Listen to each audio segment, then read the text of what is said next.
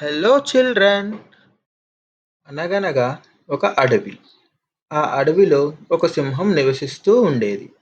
అది ఆ అడవి మొత్తానికి రాజు. అది ప్రతిరోజు ఎన్నో జంతువులను చంపి తింటూ ఉండేది. ఇలా జరుగుతూ ఉండగా ఆ అడవిలోని జంతువులన్నీ ఒకరోజు సమావేశం అయ్యాయి. అవి ఇలా అనుకున్నాయి. ఇలా ఒకే రోజు మనమందరం సింహానికి ఆహారం అయ్యే కన్నా ఒక్కో రోజు ఒక జంతువు సింహానికి ఆహారంగా కావటం ఉత్తమం అని నిర్ణయించుకున్నాయి. వాటి ఆలోచనను సింహానికి చెప్పాయి. అందుకు సింహం సరేనంది. అప్పటి నుండి రోజుకో జంతువు సింహానికి ఆహారంగా అవుతున్నాయి. అదే అడవిలో ఒక కుందేలు నివసిస్తోంది. అది బాగా తెలివైంది.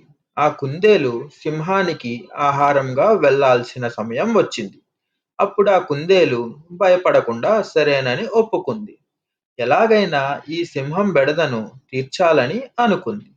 సింహం దగ్గరకు సమయానికి వెళ్ళకుండా సాయంత్రం వేళ వెళ్ళింది.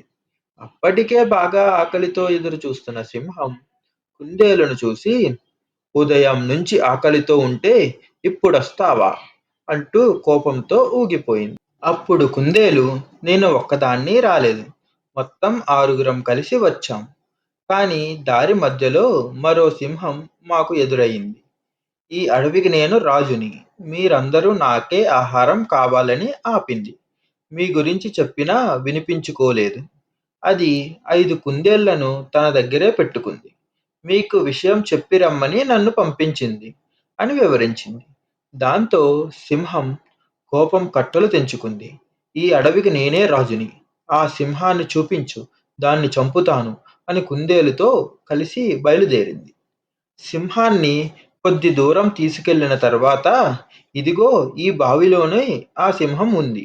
వెళ్ళి దాని పని పట్టు అని అంది. బావిలోకి తొంగి చూసిన సింహానికి దాని నీడ కనిపించింది.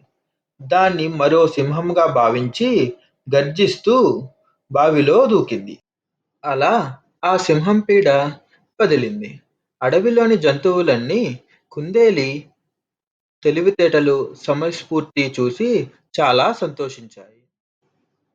Thank you for watching. Please like and subscribe.